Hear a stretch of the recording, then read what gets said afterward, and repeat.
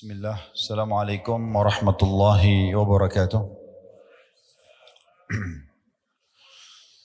Alhamdulillah, sebagai seorang muslim, pasti kita sangat faham dan yakin dengan dua susunan kata yang mulia ini.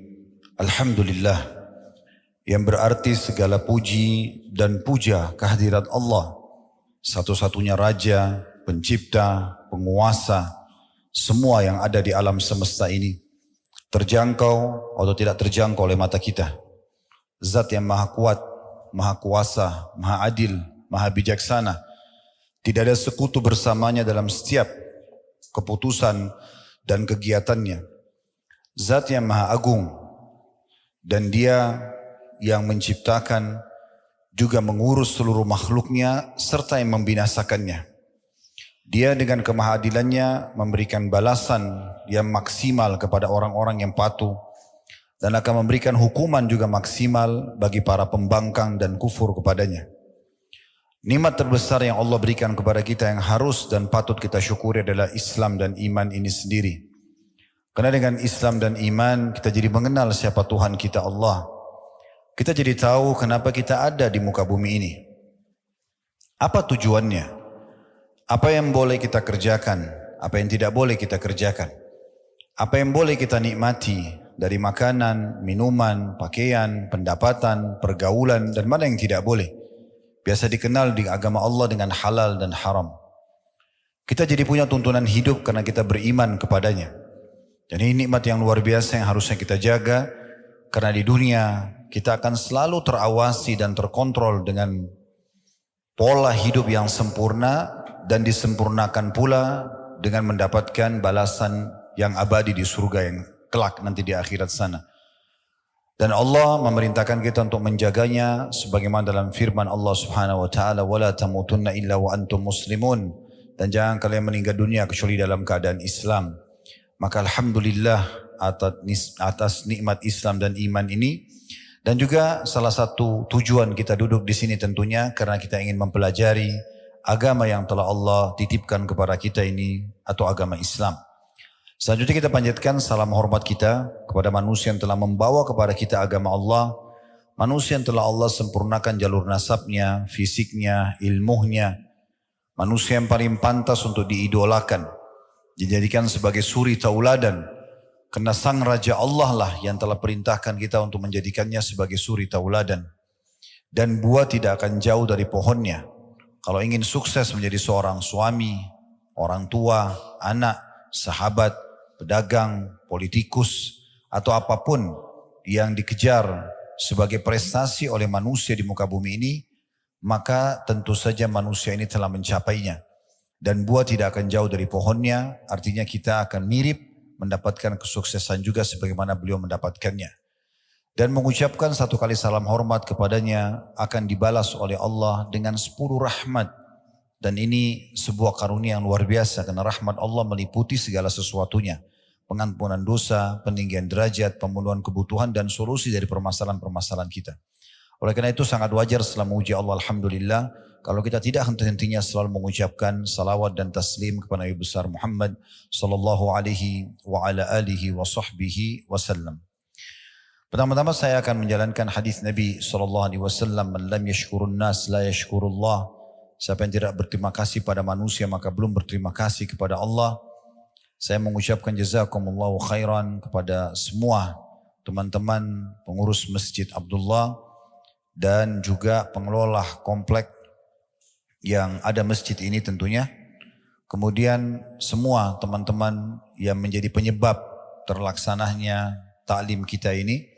Semoga Allah ikhlaskan niat, begitu juga tentu semua jemaah yang hadir, yang Masya Allah saya dengar kapasitasnya melebihi yang tadinya dijadikan target oleh teman-teman panitia. Semoga Allah ikhlaskan niat kita semuanya, sehingga betul-betul saya dan teman-teman semua di majelis ini diberkahi oleh Allah Subhanahu wa Ta'ala, ilmunya, waktunya, mungkin ada yang mengeluarkan juga energi, harta, diganti oleh Allah Subhanahu wa taala dengan balasan yang sempurna di timbangan amal nanti pada hari kiamat, di mana setiap orang sangat membutuhkan tambahan amal dan juga menjadi penyebab tingginya derajat kita di surga. Allahumma amin. Dan juga selanjutnya saya ingin menyampaikan poin yang tidak kalah penting. Saya duduk di sini, saudaraku seiman, bukan karena saya lebih faham dan lebih tahu daripada Anda semuanya, tanpa mengurangi penghormatan kepada para asatidzah, para duat, dan teman-teman semua ada di sini. Saya karena memang diminta untuk mengisi pengajian, maka saya duduk di sini. Dan kita sama-sama belajar. Bagi seorang muslim tidak ada batas untuk belajar. Dan tidak ada namanya ini adalah level maksimal sebagai seorang alim atau orang yang sedang menuntut ilmu ataupun orang yang sudah sampai tingkat mengajar. Karena kita akan terus belajar. Kita akan terus belajar sampai nanti ajal datang. Karena memang pondasi agama kita adalah ilmu. Mari kita ikhlaskan niat kita teman-teman sekalian.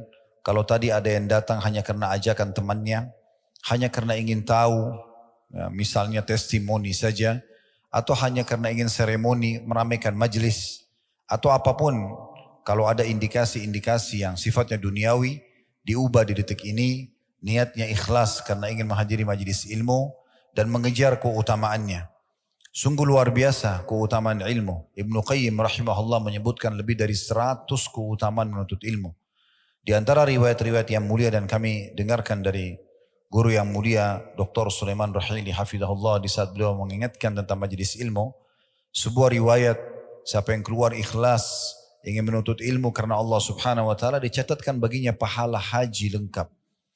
Belum lagi hadis-hadis yang sahih yang disebutkan oleh para ulama hadis dinukil tentang masalah orang yang keluar ikhlas menuntut ilmu maka seperti mujahid di jalan Allah, dinaungi oleh para malaikat dengan sayap-sayapnya karena ridho dengan perbuatan mereka. Mereka mendapatkan rahmat dari Allah Subhanahu wa taala dan sekian banyak ya yang bisa kita kejar keutamaannya dan memang seharusnya seorang muslim beribadah seperti itu. Yang ketiga teman-teman sekalian, kalau ada yang kami sampaikan nanti benar dari Allah Subhanahu wa taala, maka terima dan amalkan. Majelis ilmu tujuannya untuk mendapatkan ilmu dan diamalkan. Kita tidak perlu dengar dan tahu dari siapa, tapi apa yang disampaikan. Kalau itu benar, kalau Allah, kalau Rasul, dan juga didukung dengan perkataan dan perbuatan para kaum salafus salih, dimulai dari para sahabat, turun-temurun kepada tabi'in, tabi'in dan seterusnya, maka kita terima. Dan kalau ada yang keliru dari penyampaian saya, mungkin karena saya manusia biasa, tolong dimaafkan, tapi semoga tidak terjadi tentunya. Ini mungkin yang ingin saya sampaikan di pembukaan kita. Dan insya Allah pada kesempatan ini kita akan membahas tafsir surah Al-A'raf, surah nomor 7 di ayat 96. Dimulai dari ayat 96. Karena kita akan membahas tentang masalah kunci keberkahan dari langit. Bisa juga seperti yang saya lihat sudah ada di spanduk judulnya keberkahan ya, yang bisa didapatkan atau keberkahan hidup. Saya akan bacakan dulu firman Allah Subhanahu wa taala yang menjadi landasan bahasan kita, Al-A'raf surah nomor 7 ayat 96. Bermulai dari situ. Kita akan baca nanti mungkin sampai ayat 100-nya insyaallah. Allah berfirman, "Walau anna ahlal qura amanu wattaqau lafatahna 'alaihim barakatin minas sama'i wal ard walakin kazzabu fa akhadnahum bima kanu yaksibun." Jikalau semua penduduk negeri-negeri di muka bumi ini tidak terkecuali desa, kota, negeri, komunitas mereka beriman dan bertakwa, dua ini pastilah kami akan limpahkan kepada mereka keberkahan dari langit dan bumi. Tetapi sayangnya mereka mendustakan atau meragukan ayat-ayat kami sehingga kami siksa mereka disebabkan dengan perbuatan mereka itu. Di sini kita bisa perhatikan bagaimana Allah Subhanahu wa taala membagi ayat ini menjadi dua bagian. Bagian yang pertama adalah Allah menyampaikan kepada kita tentang syarat untuk mendapatkan keberkahan dan makna keberkahan dari langit dan bumi adalah kecukupan.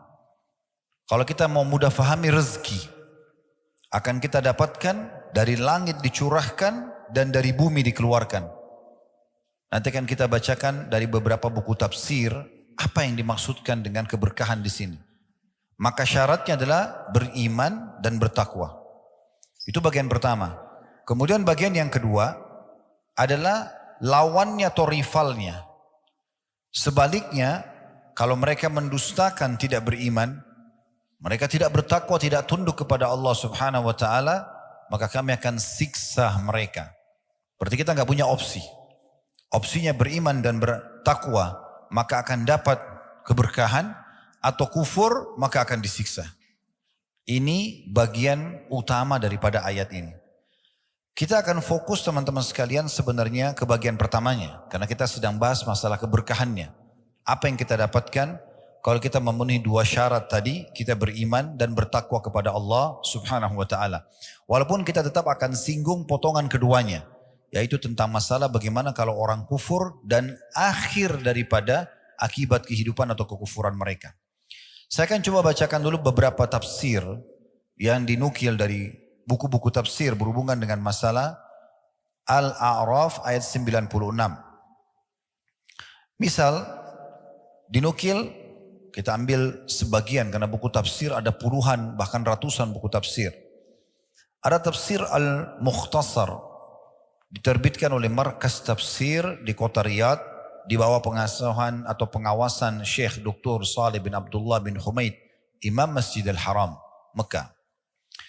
Di tafsir ayat 96 Al-A'raf ini kurang lebih terjemahannya, sekiranya penduduk negeri-negeri itu yang kami mengutus pada mereka rasul-rasul kami, kepada mereka percaya pada ajaran yang dibawa oleh para rasul dan takut kepada Rabb mereka, dengan meninggalkan kekufuran dan kemaksiatan serta menjalankan perintah-perintah Allah, niscaya kami akan membukakan untuk mereka pintu-pintu semua kebaikan. Pintu-pintu semua kebutuhan akan dipenuhi dari segala penjuru. Tetapi mereka tidak percaya atau mereka masih ragu. Dan mereka tidak takut tentang siksa Allah kalau mereka berbuat maksiat. Bahkan mereka ada yang mendustakan ajaran yang dibawa oleh para rasul-rasul kepada mereka, maka kami hukum mereka dengan azab yang datang secara tiba-tiba akibat dosa-dosa yang telah mereka perbuat. Dalam tafsir yang lain, Zubdatut Tafsir min Fathil Qadir, ditulis oleh Dr. Muhammad Sulaiman Al-Ashkar, ya, beliau pengajar tafsir di Universitas Islam Madinah. Beliau mengatakan potongan pertama, walau anna ahlal qura, kalau seandainya penduduk negeri itu yang telah kami kirim kepada mereka rasul, kalau kita sekarang Nabi Muhammad SAW, amanu, mereka beriman kepada para rasul dan yang diutus kepada mereka, wattaqau, dan mereka bertakwa, yakni meninggalkan kekafiran mereka dan tidak menetap pada perbuatan dosa-dosa mereka. La fatahna alaihim barakatim minas sama'i wal ard, pasti kami akan melimpahkan kepada mereka berkah dari langit dan bumi, yakni kami mudahkan mereka untuk memperoleh segala jenis kebaikan dari langit dan juga bumi, sebagaimana kemudahan didapatkan dengan terbukanya pintu-pintu yang sebelumnya tertutup. Yang dimaksud dengan kebaikan dari langit adalah hujan, dan kebaikan dari bumi adalah tumbuh-tumbuhan, dan juga kebaikan-kebaikan lain yang bisa membuat roda kehidupan berjalan. Walakin kadzabu, tapi sayangnya mereka mendustakan itu atau meragukan ayat-ayat yang dibawa oleh para rasul. Mereka tidak beriman dan tidak bertakwa. Fa'akhadnahum, maka kami pun menyiksa mereka bima kanu yaksibun, disebabkan karena berupa perbuatan dosa yang mereka lakukan. Ini mungkin sudah mewakili teman-teman sekalian karena tafsirnya berkisar di makna apa yang tadi kita sampaikan. Artinya Allah Subhanahu wa taala memastikan semua kebutuhan kita, semua solusi dari permasalahan yang kita inginkan. Ya, kalau kita sedang sakit supaya sembuh, kalau yang belum punya keturunan supaya dapat keturunan, belum punya pasangan dapat pasangan, belum punya sumber income, pendapatan untuk dapat sumber income misalnya, atau apa saja.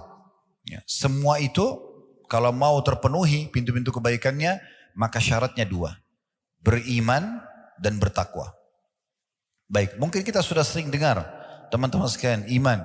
Saya sudah beriman Ustaz. Ya, saya juga sudah sering dengar dalam ceramah masalah takwa. Sekarang kita mau lebih dalam. Lebih kepada tazkiyatun nafsnya. Lebih kepada bagaimana jiwa meresapi keimanan dan ketakwaan itu. Sehingga kita lebih mudah untuk mempraktekkan dalam kehidupan kita. Kalau definisi iman sudah tidak asing, keyakinan dalam hati, ucapan dengan lisan, kemudian aplikasi dengan anggota tubuh. Umumnya ulama memberikan definisi seperti itu.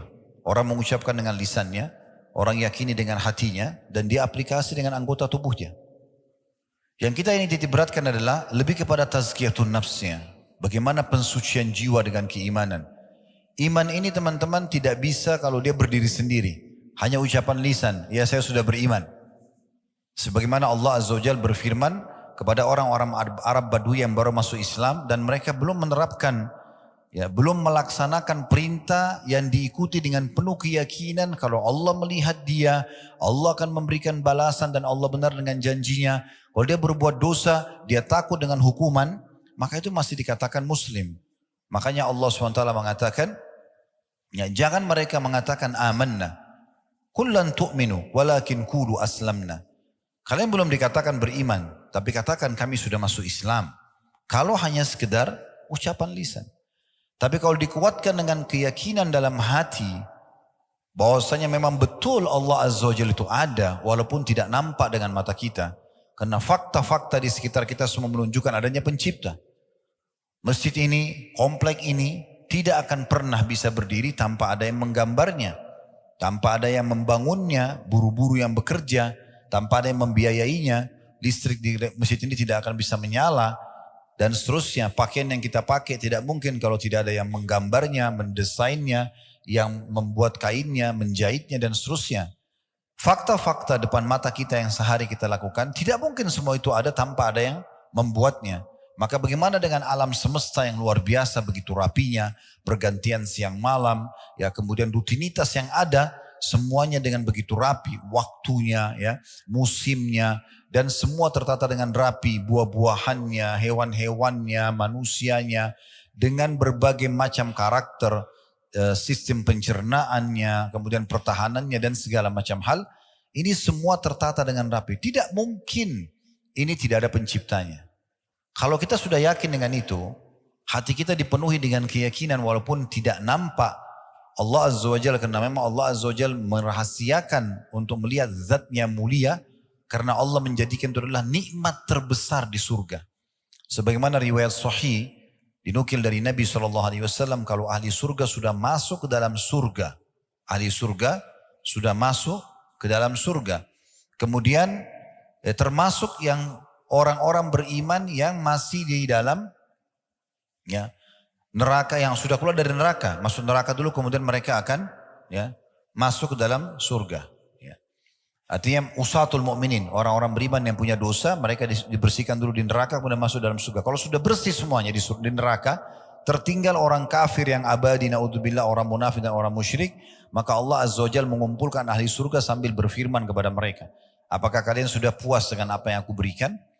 Maka mereka serentak mengatakan, ya Allah, nikmat apa lagi yang kami inginkan setelah engkau selamatkan kami dari neraka dan engkau masukkan kami ke dalam surga. Karena kita semua nanti kalau masuk ke dalam surga insya Allah, maka kita pasti akan lewati neraka.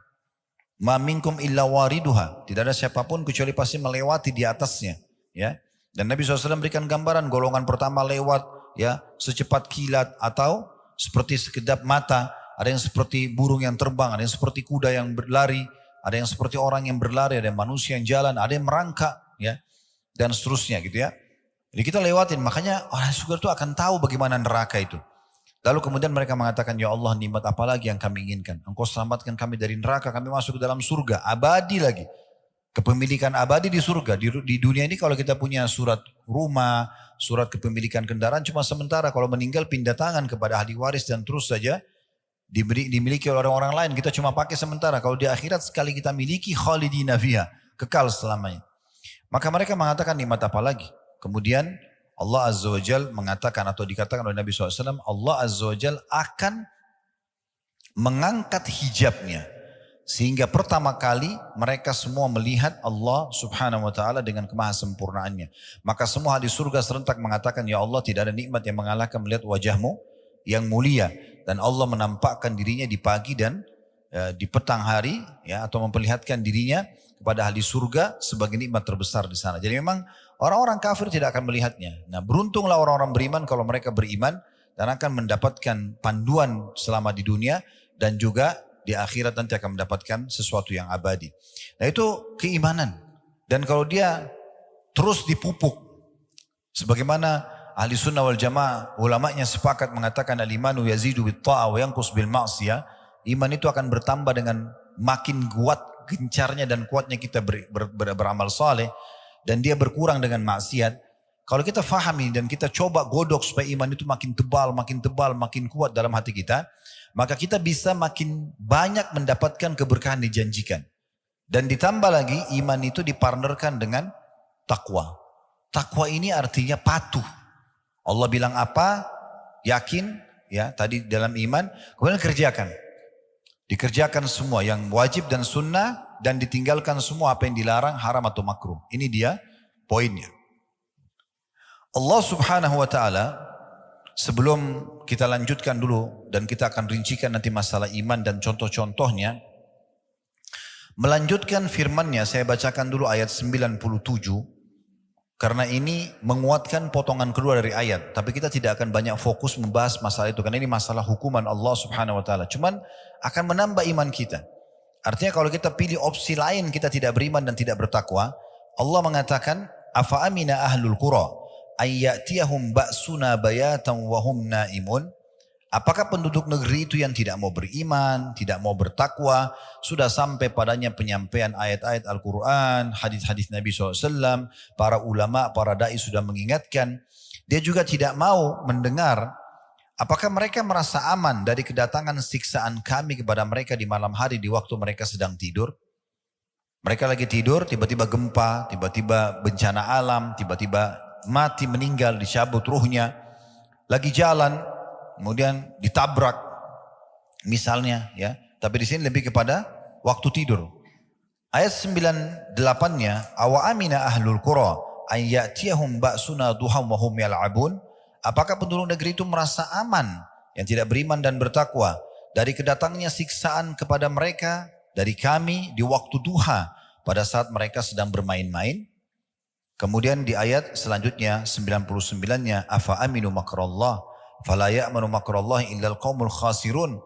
Maka apakah mereka masih merasa aman dari azab Allah yang mereka tidak dapat menduga-duganya? Tiada yang merasa aman dari azab Allah kecuali kaum yang merugi. Terakhir ayat 100-nya, Allah mengatakan, awalam yahdi lilladina yarithuna al-arda min ba'di ahliha allau nasha'u asabnahum bidhunubihim wa natba'u ala qulubihim fahum la yasma'un. Dan apakah belum jelas bagi orang-orang yang mempusakai suatu negeri sesudah lenyapnya penduduk yang pernah menghuni negeri itu, bahwa kalau kami menghendaki kami azab mereka karena dosa-dosa mereka, dan kami kunci mata hati mereka sehingga mereka tidak dapat mendengar dan mengambil pelajaran. Berapa banyak peringatan-peringatan Allah SWT dari fenomena alam. Di negara kita pernah terjadi longsor, banjir, gempa. Dan sehebat apapun orang itu, dia sulit sekali untuk menyelamatkan diri. Allah Subhanahu Wa Taala mendatangkan semua itu sebagai peringatan agar mereka kembali kepada potongan awal ayat, yaitu beriman dan bertakwa. Tapi selama mereka tidak beriman, maka takwa tidak akan bermanfaat. Tapi kalau mereka beriman dan takwa mereka masih lakukan, mereka tidak lakukan, misalnya mereka beriman tapi mereka masih dosa dan amal soleh masih dicampur baurkan. Ini masih sering datang peringatan-peringatan, gangguan-gangguan, ribut rumah tangganya dan segala macam supaya dia kembali juga. Supaya mereka tadarru'un, mereka kembali kepada Allah Subhanahu Wa Taala. Keberkahan semaksimal akan didapatkan kalau betul-betul dia menyerahkan semuanya kepada Allah Subhanahu Wa Taala sepenuhnya, beriman kepada Allah Subhanahu Wa Taala. Allah menjanjikan dari sisi lain, teman-teman sekalian, kalau kita beriman, kita beramal saleh, tidak mungkin Allah datangkan hukuman, tidak mungkin. Dijamin di dalam Al-Quran surah Hud, surah nomor 11 ayat 117. Wa ma kana rabbuka liyuhlikal qura bidzulmin wa ahluha muslihun. Kalau teman-teman lewat ayat ini jangan lewatkan begitu. Kalau baca jangan lewatkan begitu saja. Pegangi sebagai prinsip dan janji benar dari Allah. Surah Hud surah nomor 11 ayat 117. Wa ma kana rabbuka liyuhlikal qura bidzulmin wa ahluha muslihun. Tidak akan pernah hai Muhammad, Tuhanmu atau Tuhanmu sekali-kali tidak akan pernah membinasakan negeri-negeri secara zalim. Gak mungkin gempa, longsor, bencana alam datang. Tidak mungkin tiba-tiba rumah tangga itu rusak, kacau, anak tiba-tiba durhaka, tiba-tiba dapat PHK kerja. Gak mungkin. Penyakit gak sembuh, itu gak mungkin secara zalim. Sedangkan penduduknya berbuat kebaikan. Ini janji dari Allah SWT. Artinya kalau betul-betul maksimal bertakwa, ya, beriman dan bertakwa, janji Allah benar tadi di ayat 96. Pasti kami bukakan semua pintu keberkahan. Bukan dari langit saja. Dari bumi pun. Apapun akan dia dapatkan solusi dan jalan keluarnya. Ini poin yang luar biasa yang harus kita fahami baik-baik.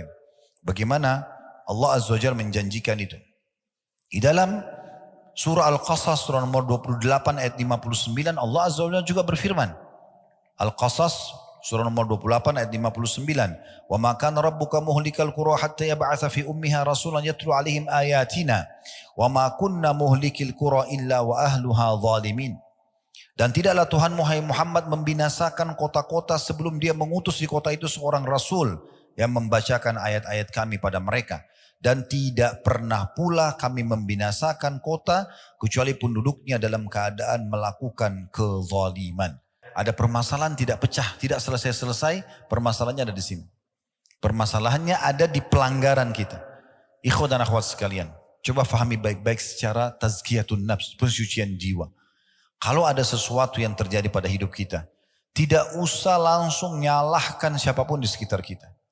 Yang paling pertama, introspeksi diri. Hubungan antum sama Allah rusak atau tidak? Terganggu atau tidak? Antum sedang buat maksiat gak?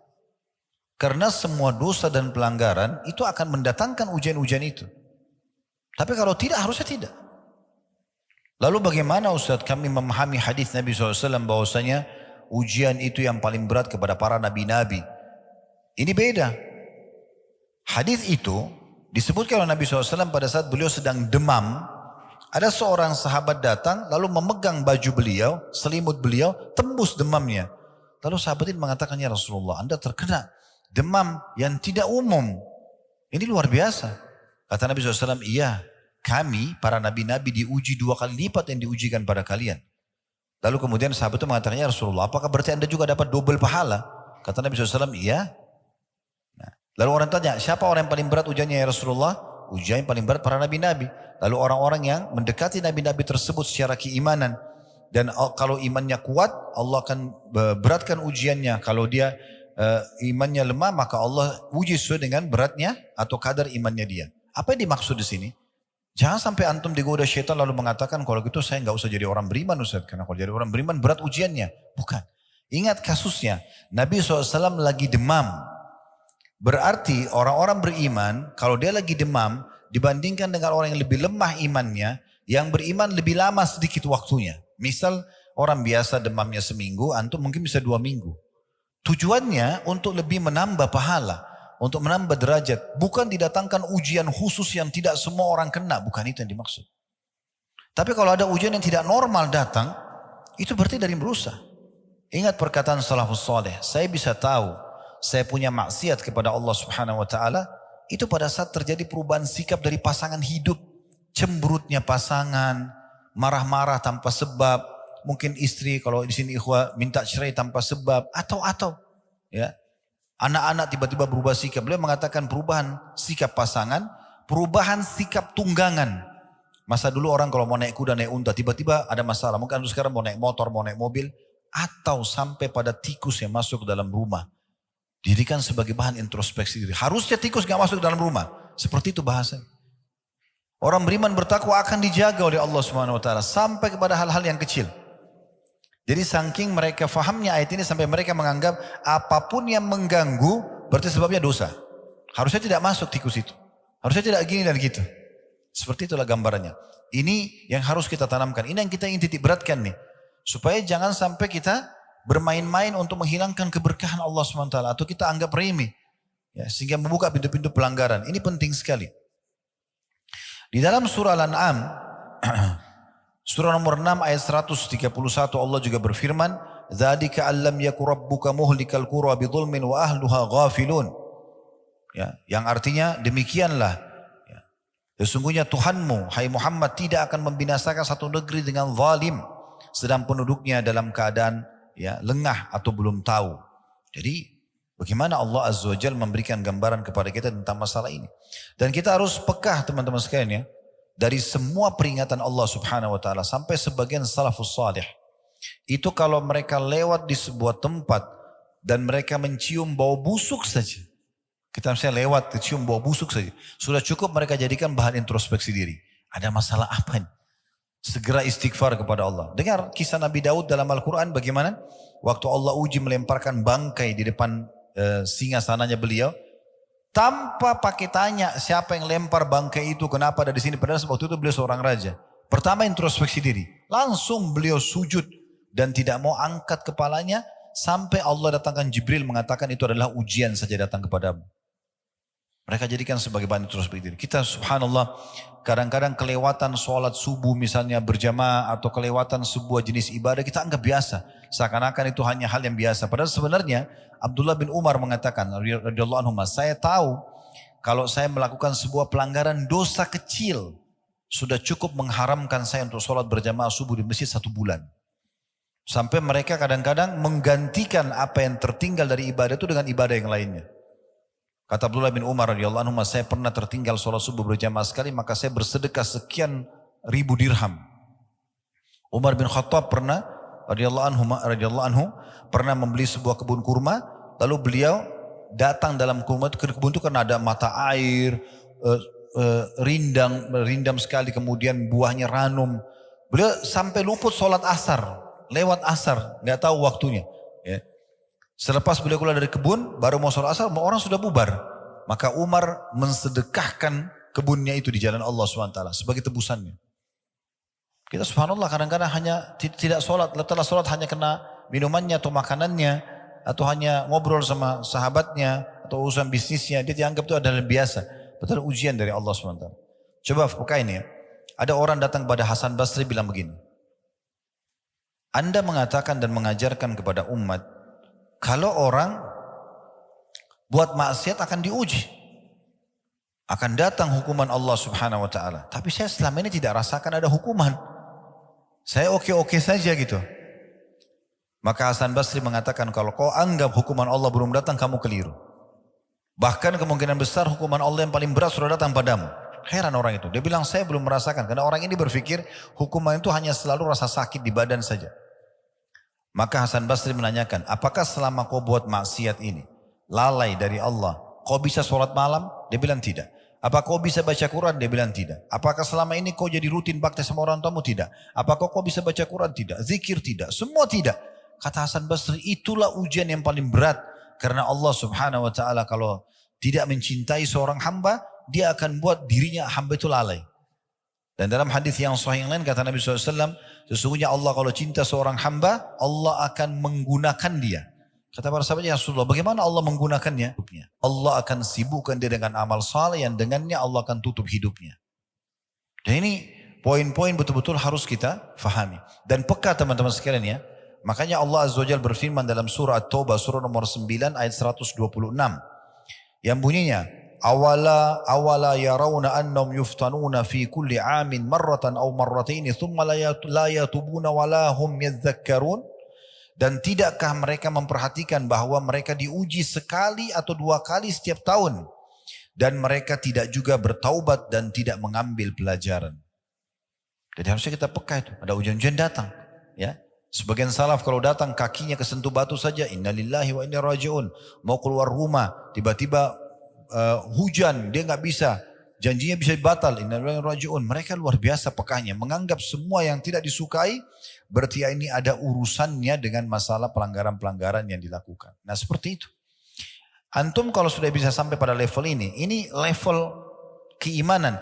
Dan iman ini sudah dirasakan nikmat sekali kalau sudah sampai pada tingkat itu. Dan ini teman-teman sekarang harus dipupuk. Harus dibiasakan. Tadi kita sudah bilang kaidahnya, iman itu bertambah dengan ketaatan, berkurang dengan kemaksiatan. Nah seperti itulah. Dan juga teman-teman sekalian, kita coba angkat bagaimana Abdullah bin Mas'ud radhiyallahu anhu dinukil oleh At-Tabari dalam tafsir beliau di jilid 17 halaman 478 bahwasanya pernah Abdullah bin Mas'ud datang ke atau tinggal lewat di Kufah. Kota Kufah ini salah satu kota di Irak. Dan pada saat itu ya terdengar suara guntur yang sangat keras. Maka beliau langsung menengadahkan wajahnya ke langit sambil mengatakan dengan suara keras agar orang dengar, wahai sekalian manusia, sesungguhnya Allah Tuhan kalian ya di atas sana menginginkan kalian segera bertobat kepadanya, maka segeralah kembali kepada Allah. Dalam riwayat lain Abdullah bin Zubair radhiyallahu anhu ya. Abdullah bin Mas'ud tadi itu ya terjadi gempa, maka beliau mengingatkan orang bahwasanya Tuhan kalian menginginkan kalian tobat ya sesegera mungkin sebelum datang siksaan yang lebih berat. Kalau itu tadi dimukil oleh Tabari. Kalau perkataan tadi yang saya sampaikan itu adalah perkataan Abdullah bin Zubair radhiyallahu anhu dalam kitab Zadul Masir fi Ilmu Tafsir di jilid 2 halaman 486 waktu mendengarkan guntur beliau mengatakan innahu wa'idun syadidun di ahlil ard. Sesungguhnya ini peringatan yang sangat keras dan jelas juga tegas bagi semua penduduk bumi agar mereka segera kembali kepada Allah Subhanahu wa taala. Baik teman-teman sekalian, kita coba lebih dalami masalah keimanan ini dan ketakwaan itu dengan kisah. Saya coba mencari kisah-kisah yang unik mungkin masih jarang orang dengar ya. Tapi mudah-mudahan saya saya yakin mungkin tidak asing bagi antum, tapi mungkin masih tidak terlalu sering diangkat. Kalau pernah dengar nama sahabat yang mulia ini Abdullah ibn Hudzafah radhiyallahu anhu. Sayang sekali, mungkin di antara guru-guru yang mengajar kaum muslimin, kisah-kisah seperti ini tidak dijadikan sebagai kisah heroik, kisah yang harus selalu disampaikan agar bisa membakar keimanan kita. Abdullah bin Hudzafah radhiyallahu anhu dari awal dia mengenal Islam, mencapai tingkat level iman yang tertinggi. Dengan cara mempelajari Al-Quran, mempelajari hadis-hadis Nabi SAW, sahabat Nabi yang mulia. Nabi SAW pernah menugaskan dia untuk mengantar surat ke Kisra. Pada saat dia antar surat ke Kisra, dan dia jalan sendirian. Perjalanan waktu itu memakan antara 1 bulan setengah. Dia jalan sendiri, tidak ada pengawal. Ya. Naik, turun gunung, gurun pasir, sampai tiba di Kisra. Dan dia mengantarkan surat Nabi SAW. Dan Kisra itu marah. Kenapa? Karena memang suratnya Nabi SAW berisi Bismillahirrahmanirrahim. Kemudian dari Muhammad utusan Allah SAW kepada ya, Kisra. Ya. Semoga keselamatan tercurahkan bagi orang-orang yang mengikuti petunjuk. Tapi rupanya pada saat itu Kisra marah. Karena dia anggap Nabi Muhammad SAW berada di bawah kekuasaannya. Dia anggap Jazirah Arab itu wilayah jajahannya dia. Dan dia tidak terima itu. Maka dia langsung sobek surat itu. Tapi Abdullah bin Hudzafah tetap aja tegar. Dia tidak takut. Dan dia sudah tahu. Dia bilang akhir saya cuma bisa saya diusir atau saya akan dipenggal leher saya. Tapi yang penting saya sudah menyampaikan risalah Nabi Muhammad SAW maka tidak ada masalah. Baik. Itu satu kejadian. Tapi ini bukan yang saya ingin titip beratkan. Saya ingin titip beratkan kisah yang kedua. Ini di tahun 19 Hijriah. Kita tutup dengan ini, mungkin teman-teman yang dari Malang bisa sholat isya dulu habis ini. Kami sudah jamak tadi. Abdullah bin Hudzafah radhiyallahu anhu ini, teman-teman sekalian, di tahun 19 Hijriah, beliau pernah diutus oleh Umar bin Khattab radhiyallahu anhu dalam salah satu peperangan, memimpin pasukan. Dan dia sama teman-temannya semuanya ditawan oleh Raja Romawi, pasukan Romawi. Dan mereka mencari tahu ya siapa saja yang ada dalam pasukan muslimin itu. Dan mereka menemukan ternyata yang masih ada hubungannya dengan Nabi Muhammad SAW. Sahabat langsungnya adalah Abdullah radhiyallahu anhu.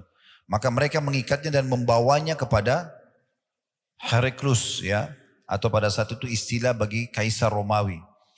Dibawalah ke sana. Kemudian Abdullah pada saat didatangkan diikat. Diperhatikan mukanya oleh Kisra atau Kaisar pada saat itu, bajunya yang usang, wajahnya yang pucat karena ditawan penuh debu, tawanan, tidak dikasih makan, memang ditahan beberapa hari. Ya. Tapi dia lihat orang ini seperti santai saja. Maka Kaisar tidak ingin membunuhnya seperti umumnya tawanan-tawanan. Maka ditawarkan, dia mengatakan, siapa namamu? Abdullah. Baik, saya ingin menawarkan kepadamu, bagaimana kalau kau pindah ke Nasrani, masuk ke agamaku, kata Kaisar ini, dan saya akan berikan kau kedudukan di sini. Kasih jabatan di kerajaan, punya kedudukan, punya pendapatan, apa saja yang kau mau saya kasih. Maka kata Abdullah, waktu itu karena si Kaisar tidak bisa bahasa Arab, dia ada penterjemah. Maka kata Abdullah, sungguh ya, aku dalam beberapa asar tentang beliau ya, sungguh aku ya terbunuh berulang kali, lebih aku sukai daripada penawaranmu itu. Bagaimana kalau kerajaanku ini, kerajaan Romawi saya bagi dua. Setengah buat kamu, setengah buat saya. Begitu kau mengaku Nasrani, sekarang saya akan kasih kamu langsung kedudukan itu. Maka dia mengatakan, saya tolak. Walaupun engkau memberikan semua kerajaan Arab dan Ajam kepadaku untuk meninggalkan agama ini, aku tidak akan tinggalkan. Kata Kaisar apa? Kalau gitu saya akan bunuh kamu. Dia bilang, lakukan apa yang kau inginkan. Disuruh ikat, ditaruh di tiang salib. Lalu kata Kaisar kepada para pemanahnya, jangan lukai dia. Tapi lempar anak panah di sekitar tangannya. Supaya dia takut saja. Dilempar, sambil dilempar panah tersebut, sambil ditawarkan kembali Nasrani. Tetap ditolak. Kaisar bilang lempar di arah kakinya. Dilempar tapi tetap saya tidak mau. Hanya disuruh turun. Kemudian Kaisar menyuruh mendatangkan satu kuali besar. Isinya minyak yang sengaja dipanasi dengan api. Dipikul oleh banyak orang, ditaruh di atas api lalu mendidih. Kemudian dibawalah 2 orang dari tawanan muslim. Dilempar ke dalam api panas itu. Baru masuk beberapa detik sudah keluar tinggal tulang-tulang saja karena panasnya minyak itu. Di depan mata dia. Kita bayangkan satu bejana besar dipanasin dengan api. Bejananya panas, minyaknya panas mendidih lalu dilempar dari kita ke situ. Ini ujian yang luar biasa. Maka diperlihatkan 2 orang itu. Lalu Kaisar bilang, kalau kau tidak mau pindah Nasrani saya akan bunuh kau seperti 2 temanmu itu. Kata Abdullah, silahkan lakukan. Digiringlah Abdullah menuju ke minyak itu. Pas dekat api Abdullah nangis. Kata prajuritnya, dia nangis. Kita lapor dulu kepada Kaisar. Dilapor, wahai Kaisar dia sudah nangis. Kata Kaisar, kembalikan ke saya. Mungkin sudah lunak hatinya. Begitu didatangkan, kata Kaisar, kenapa kau menangis? Dia bilang, saya menyesal karena saya cuma punya 1 nyawa.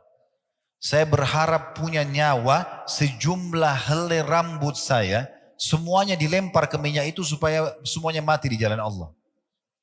Kaisar jadi putus asa, nggak tahu dia harus buat apa dengan orang ini. Mau dibunuh pun tidak ada masalah. Nangisnya hanya karena punya 1 nyawa. Gitu kan? Itu luar biasa. Maka akhirnya Kaisar bingung, bagaimana caranya? Dia sudah malu dengan semua orang yang ada di sekitarnya. Karena dia sudah coba bunuh, nggak berhasil. Dia coba takut-takuti, nggak berhasil.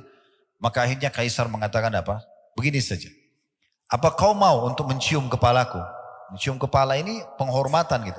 Cium kepala saya akan bebaskan kamu. Abdullah sempat berpikir dalam beberapa asar dia katakan, saya mencium kepala musuh Allah ini, tapi kalau untuk saya bebas dan dia mau menerima syarat saya untuk bebaskan tawanan muslimin, saya akan terima. Lalu Abdullah mengatakan, bagaimana dengan tawanan muslimin, apakah kau akan bebaskan juga?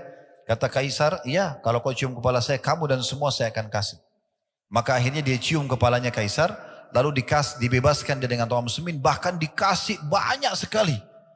Dalam beberapa riwayat dikasih sekian ratus kain baju kehormatan, dikasih sekian peti emas, banyak dia bawa pulang.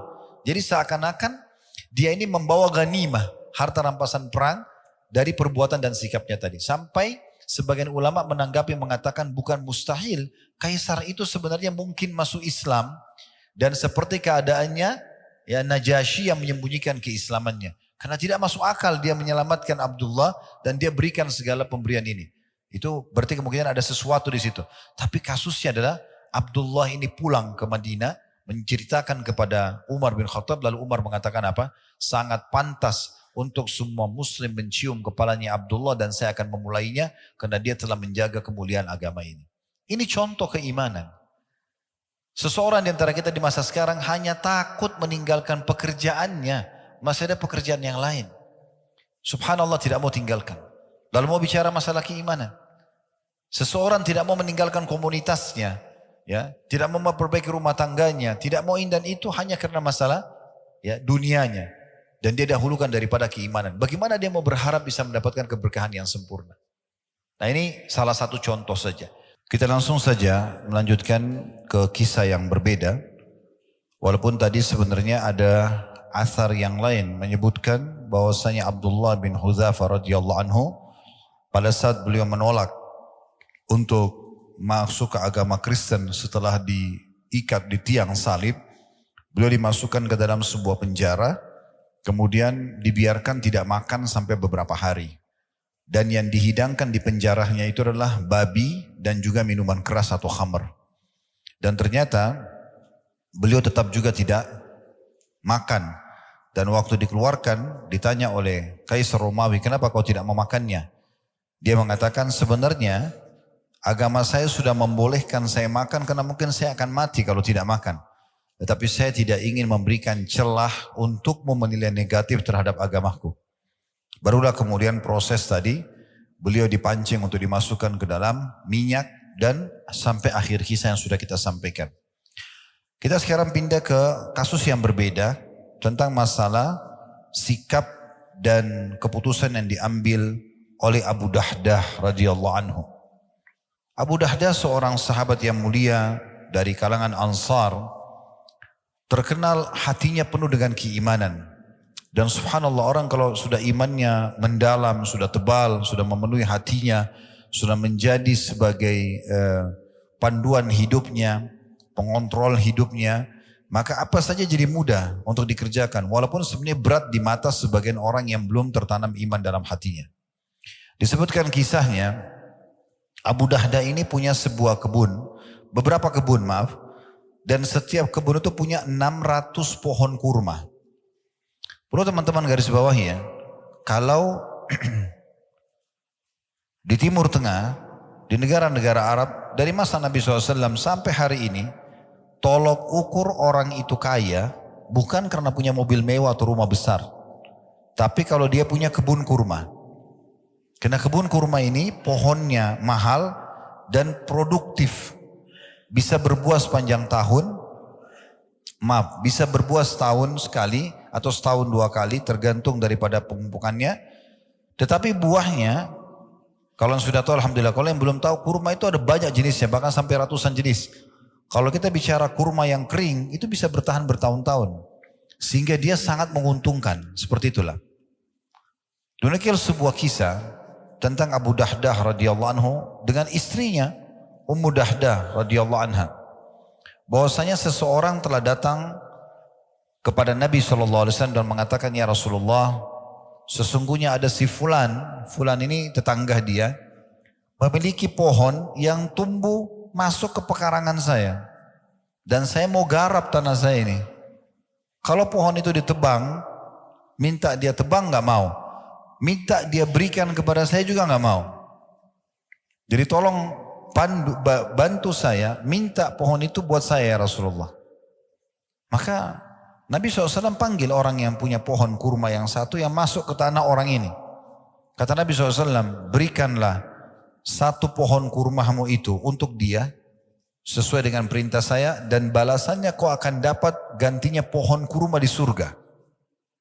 Tapi subhanallah orang ini tidak mau. Dalam kisah ini orang ini tidak mau. Di situ kebetulan ada Abu Dahdah radhiyallahu anhu. Beliau mengatakan, ya Rasulullah, apakah betul yang anda katakan tadi? Maksudnya kalau diganti satu pohon kurma yang diganti dengan pohon kurma di surga? Kata Nabi SAW, iya. Langsung Abu Dahdah tidak banyak bicara, datang kepada pemilik pohon kurma itu, lalu negosiasinya begini. Mau enggak satu pohon kurmamu saya ganti dengan satu kebun saya, 600 pohon kurma. Ambil semua. Yang penting kasih satu pohon itu buat Nabi.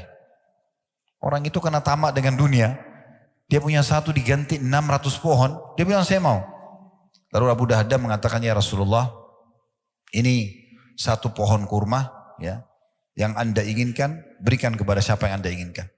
Maka Nabi SAW gembira sekali dengan keputusan tersebut ya, sambil mengatakan berapa banyak pohon-pohon kurma dan tandan-tandannya penuh dengan kurma yang random buat Abu Dahdah di surga nanti. Dalam riwayat yang lain dikatakan mirip dengan ini. Pernah waktu turun firman Allah Subhanahu wa taala, "Man dzalladzi yuqridullaha qardan hasanan fayudha'ifu lahu adha'afan katsira." Siapakah yang mau meminjamkan kepada Allah dengan pinjaman yang baik, maka Allah akan melipat gandakan balasannya. Maka Abu Dahdah datang kepada Nabi SAW sambil mengatakan, "Ya Rasulullah, apakah Allah akan meminjam dari kami atau dari kita?" Kata Nabi SAW, "Iya." Maka dia mengatakan, "Ya Rasulullah, saya meminjamkan kepada Allah kebun saya yang berisikan 600 pohon kurma untuk Allah. Silahkan, ini semua saya serahkan, Anda bisa atur mau kasih siapa saja ya Rasulullah." Maka Nabi SAW mengatakan berapa banyak pohon-pohon kurma dan tandan-tandan kurma itu buat Abu Dahdah nanti di surga. Coba bayangkan teman-teman sekalian, pernah gak kita berpikir begini? Ada orang butuh bantuan, lagi negosiasi sama orang lain, kita tidak ada hubungannya sama sekali. Lalu kita datang, kita tengahi. Karena orang tadi si A sama si B, si A minta sesuatu dari si B nggak mau kasih. Lalu kita negosiasi, memberikan hak kita kepada dia, yang penting orang itu dikasih. Ini nggak semua orang bisa lakukan. Bukan semudah itu kecuali orang punya iman yang luar biasa. Apalagi dia harus meninggalkan, menggantikan dengan 600 pohon kurmanya. Apa yang terjadi? Setelah dia berikan radhiyallahu anhu pohon kurmanya kepada Nabi SAW, dia langsung ke kebun tersebut. Di sana ada istrinya Ummu Dahdah. Ini kalau Allah karuniai wanita seperti ini luar biasa. Makanya Nabi SAW mengatakan, "Ad-dunya mata' wa khair mata' mar'atus salihah wa khairu mata'uha mar'atus salihah." Dunia ini semua perhiasan dan sebaik-baik persen adalah wanita yang salihah. Maka Abu Dahdah begitu masuk pintu kebun kurma langsung mengatakan, "Wahai Ummu Dahdah, keluarlah dari kebun ini. Karena aku telah menyerahkan kebun ini, meminjamkannya kepada Allah, Tuhan alam semesta." Maka Ummu Dahdah dengan senyum menyambut suaminya sambil mengatakan, "Sungguh perniagaan yang menguntungkan." Lalu Ummu Dahdah keluar sambil membawa anaknya. Dalam riwayat lain, anaknya dan Ummu Dahdah kebetulan mengambil beberapa butir kurma di situ sebelum datang Abu Dahdah dan sempat mengantonginya, dan anaknya juga lagi mengunyah kurma. Pada saat itu Ummu Dahdah mengeluarkan semua yang mereka sudah kantongi untuk dibawa pulang kurma yang sebelum Abu Dahdah datang, dan juga mengeluarkan kurma yang dari mulut anaknya, kemudian meninggalkan kebun tersebut, menyerahkannya karena Allah Subhanahu wa taala. Siapa yang bisa mengerjakan teman-teman ini kecuali kalau orang punya iman? Seorang sahabat yang lain, jarang orang kenang namanya, Zaid bin Sahal radhiyallahu anhu. Julukannya Abu Talha. Juga sama, orang kaya sahabat. Memiliki sebuah kebun pas berada di depannya Masjid Nabawi di masa itu. Dikenal dengan kebun Bayruha. Pemilik kebun yang luar biasa. Nabi SAW sering datang ke sana, minum dari airnya, makan buahnya, bernaung di bawah pohonnya, karena kebunnya ranum, bagus sekali. Buah-buahnya ranum sekali. Maka pada saat turun firman Allah SWT surah Al-Imran surah nomor 3 ayat 92, "Lan tanaru birra hatta tunfiqu mimma tuhibbun wa ma tunfiqu min syai'in fa innallaha bihi alim." Kalian tidak akan pernah mencapai maksimal balasan pahala sampai kalian menginfakkan apa yang paling kalian cintai. Dan ketahuilah, apapun yang kalian infakkan di jalan Allah pasti Allah ketahui. Maka Zaid radhiyallahu anhu bin Sahal atau Abu Talha datang kepada Nabi SAW mengatakan, "Ya Rasulullah, sesungguhnya waktu ayat ini turun, saya ingin membuktikan di hadapan Allah bagaimana saya mengimani ayat ini. Dan Anda tahu, kebun yang paling saya cintai, kebun kurma saya namanya Bayruha. Maka saya berikan untuk Allah Subhanahu wa taala. Silakan, Anda mau berikan siapapun silakan." Kata Nabi SAW, "Sungguh perniagaan yang menguntungkan." Sampai Nabi SAW senyum. Lalu beliau mengatakan, "Saya melihat engkau bagi kepada sanak kerabatmu." Maka dia pun membagi kepada sanak kerabatnya. Dan subhanallah, mungkin karena ikhlasnya ya, sekarang kebun itu masuk dalam perluasan Masjid Nabawi. Jadi bagian daripada masjid. Nah itu juga siapa kira-kira teman-teman sekalian yang bisa mau berinfak seperti ini kecuali orang yang betul-betul terdorong dengan keimanan. Belum lagi kalau kita bicara di medan jihad, medan perang. Saya beberapa hari yang lalu berbicara dengan beberapa teman dari Gaza. Lalu mereka tuh seperti berkaca-kaca menceritakan tentang bagaimana kondisi di sana dan memang betul-betul luar biasa. Dibom, terbakar badannya, meledak kepalanya di depan keluarganya, rumahnya hancur. Sambil dia menggambarkan itu, lalu saya berpikir, lagi dia cerita, bagaimana caranya saya menghibur saudara saya muslimin. Lalu saya mengatakan begini, saudaraku, semestinya kami ini yang sedang tidak diuji oleh Allah seperti itu, tidak lagi di medan jihad, cemburu dengan antum. Karena memang untuk mati syahid harus terbunuh. Ya inilah caranya. Hamzah radhiyallahu anhu pada saat ditemukan jenazahnya, Umar bin Khattab mengatakan, saya belum pernah melihat Nabi SAW menangis seperti pada saat beliau menangis melihat jenazahnya Hamzah. Hidungnya terpotong, mukanya tercabit-cabit, dadanya terbelah. Jadi luar biasa jasadnya. Bagaimana Abdullah bin Haram radhiyallahu anhu di perang Uhud, kepalanya bocor, dihantam oleh musuh. Bagaimana Anas bin Nadhr radhiyallahu anhu pada saat beliau masuk menyerang sendirian 2.800 pasukan Quraisy di perang Uhud sendirian, dan beliau menembus pasukan itu dan tidak ditemukan satupun kecuali potongan badannya, kecuali cuma jempol tangannya yang dikenal oleh adik atau kakak perempuannya saja. Terbakar semangat mereka untuk mau menyerahkan nyawa mereka. Saya bahasakan, memang begitu orang kalau mau mati syahid, ya mati memang. Dan mati memang harus begitu, dibunuh oleh musuh. Ya tidak ada namanya mati itu ditampar mati, atau cuma dicubit. Ya dipenggal lehernya, ya ditusuk badannya, ya dibom kepalanya, memang begitu.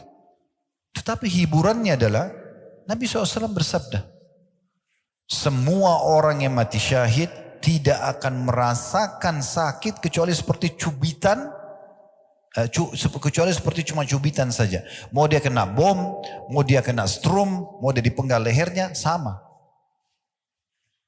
Ada satu ibu menceritakan di Gaza, anaknya subhanallah lagi lari menuju ke ibunya, kena bom dari atas, meledak kepala anak itu di depan mata ibunya. Ibunya sedih, depan mata lihat, ini seorang ibu lagi, terbawa dengan perasaannya. Subhanallah, dia sedih, diwawancarai, dia bilang semoga ya Allah berhentikan ini dan segala macam, orang yang sedih.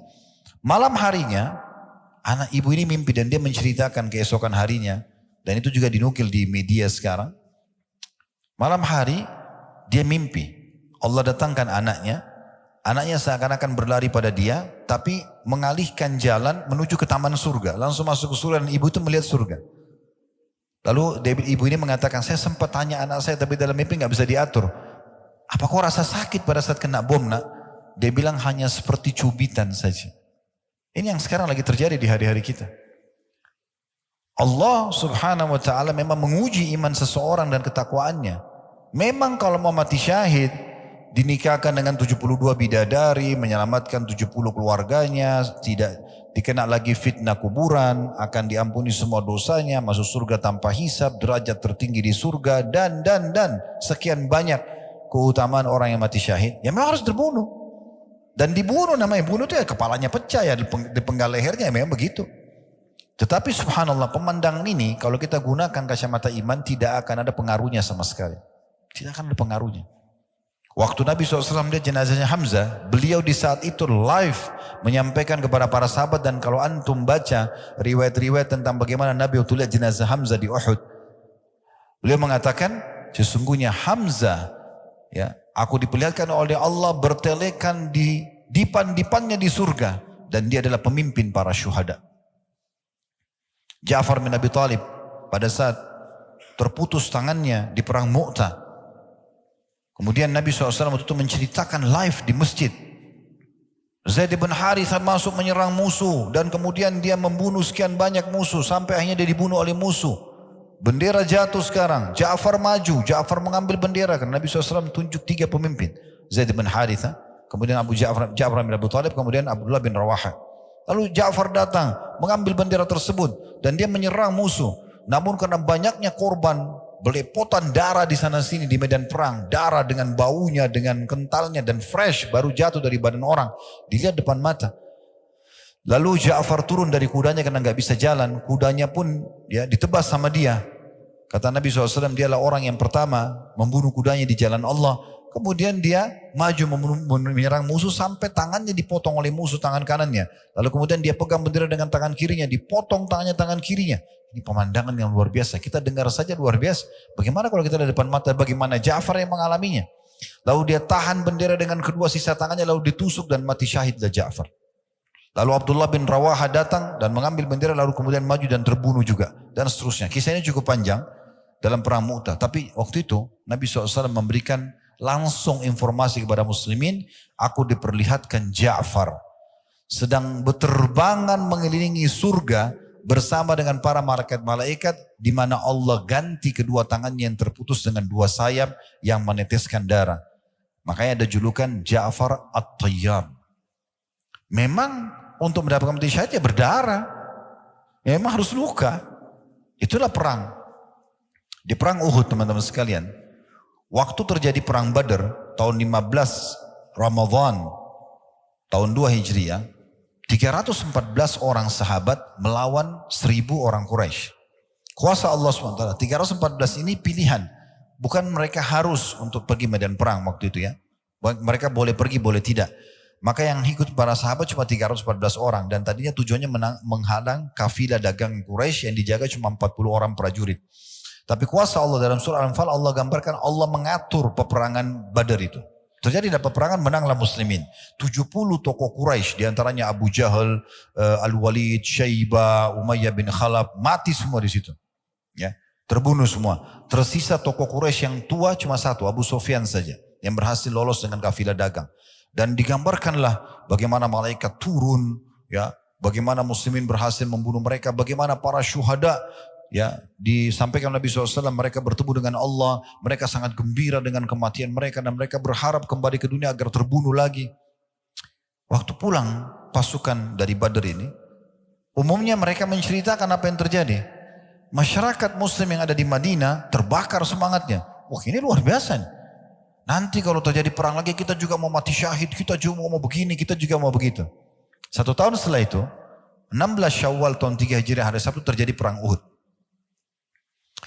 Waktu terjadi perang Uhud, kuasa Allah Subhanahu wa taala, di awal peperangan muslimin menang, di pertengahan mereka kalah.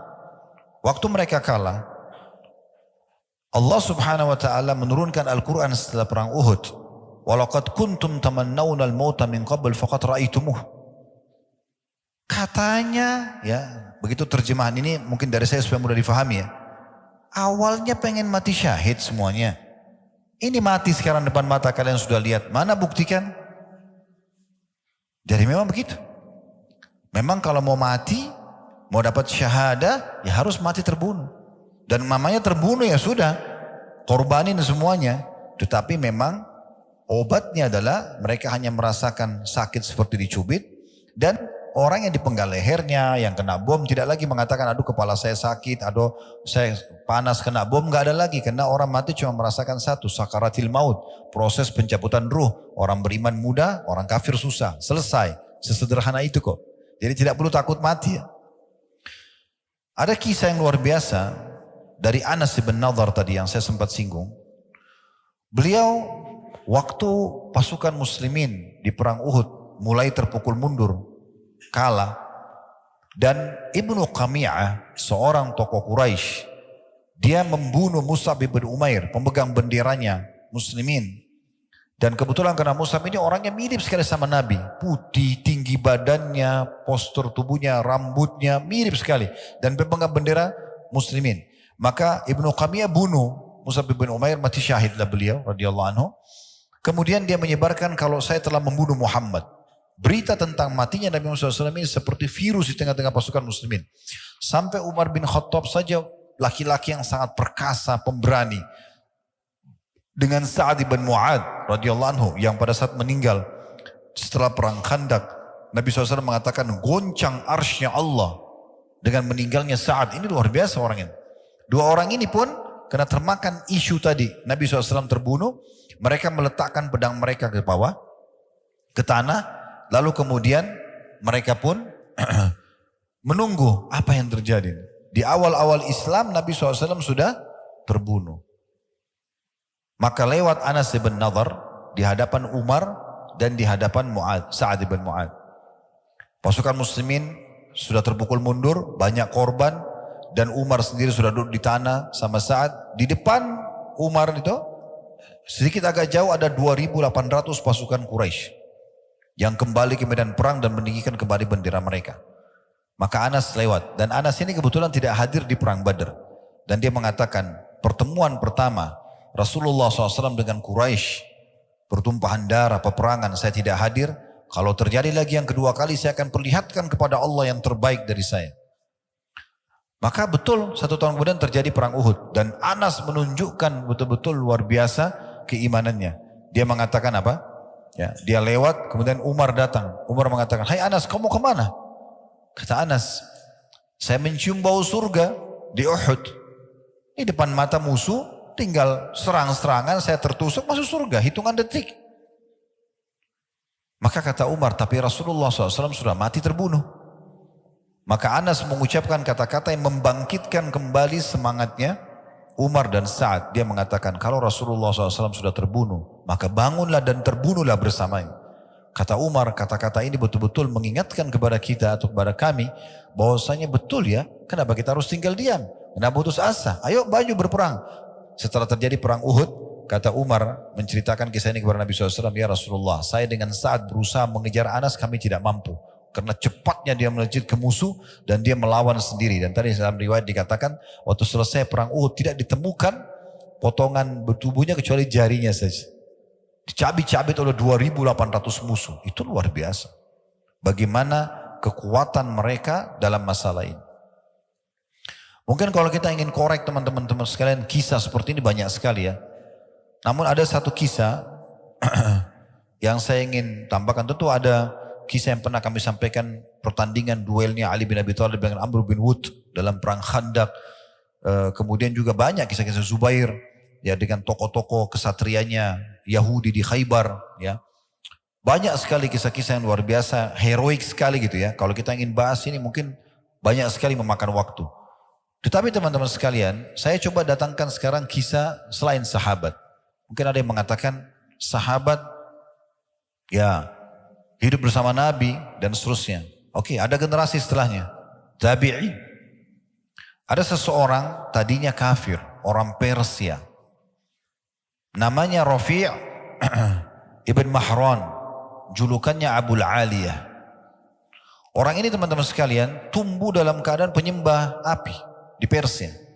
Waktu umat Islam berhasil menembus ya Persia di tangan Sa'ad bin Abi Waqqas radhiyallahu anhu, berhasil menembusnya. Maka mulailah banyak orang-orang Persia menjadi tawanan perang. Di antaranya Rafi'.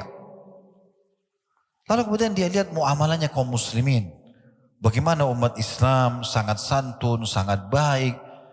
Di medan perang mereka seperti singa memang. Tapi kalau orang sudah tertawan, mereka menjalankan sabda Nabi SAW. Berbuat baiklah kepada termasuk tawanan-tawanan. Sampai sebagian tawanan kaum muslimin mengatakan, kami menyaksikan sendiri bagaimana mulut-mulut kami dimasukkan roti-roti yang manis. Dan kaum muslimin memasukkan ke mulut mereka kurma-kurma yang sudah kering.